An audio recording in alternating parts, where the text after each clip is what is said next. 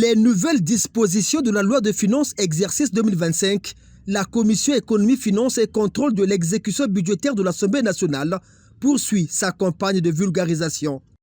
Ce 19 mars, Maurice Mavungu et son équipe ont reçu les animateurs des structures publiques en charge des questions de sécurité sociale, notamment les emplois informels. Nous avons donc reçu le DG de la CPE, le DG de la CNCS, le DG de la CAMU, pour pouvoir savoir déjà, nous sommes au mois de mars, comment ils mettent en œuvre cette disposition de la loi de finances et comment ils vont mutualiser leurs forces, leurs efforts pour pouvoir vulgariser, faire en sorte que le plus largement possible, que les populations soient informées de cette disposition nouvelle de la loi pour ce personnel domestique.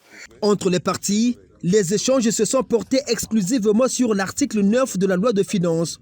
Cette disposition qui fait obligation à tout employeur individuel ou utilisant un personnel à emploi informel de faire acte d'adhésion à une caisse de sécurité sociale et à l'Agence congolaise pour l'emploi. Il était question pour la Commission d'écouter les acteurs sur la mise en œuvre de cette loi. C'est une loi, il faut l'appliquer. Maintenant, quelles sont les modalités? C'est à nous, les caisses, et notamment la Caisse d'assurance maladie universelle, la Caisse nationale de sécurité sociale pour le régime de pension, de trouver comment y aller. Nous avons remis aux membres de la commission économique notre exemplaire d'immatriculation des travailleurs, plutôt des employeurs individuels.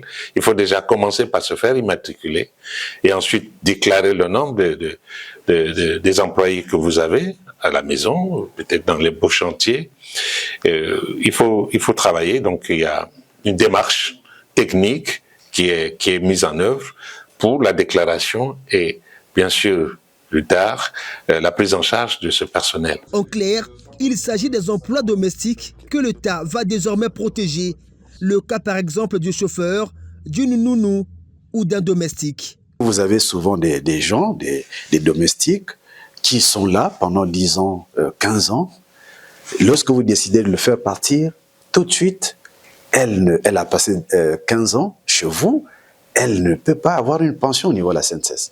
Et donc, ce dispositif est fait actuellement seulement pour les entreprises et nous enrôlons les contrats, nous certifions des contrats des subalternes, des agents de maîtrise et des cadres en ce qui concerne les Congolais. Donc, on veut étendre cette disposition de façon à ce que tout le monde puisse avoir, lorsque vous travaillez, vous puissiez avoir la possibilité d'avoir une pension. Dans cette loi de finances qui fixe aussi les taux de cotisation sociale à la CNCS et à la CAMU, l'État a décidé de prendre en charge des IRPP et la moitié des cotisations patronales. Une faveur faite aux 50 000 premiers déclarants à ces deux structures de prévoyance sociale. Le point de départ de cette disposition, c'est la CPE, qui se trouve en amont. C'est nous qui devons sensibiliser auprès des employeurs individuels pour leur dire, vous avez une bonne à la maison qui est restée avec vous pendant plusieurs années, il faut la déclarer, il faut qu'elle soit enregistrée chez nous, enrôlée comme travailleur, comme employé, mais c'est pas payant, hein, parce que ce sont des Congolais, enregistrés chez nous comme employeur, de façon à ce que cet employé puisse émerger au niveau de la CNCS. Parce que les mois se succèdent, l'année 2025 avance.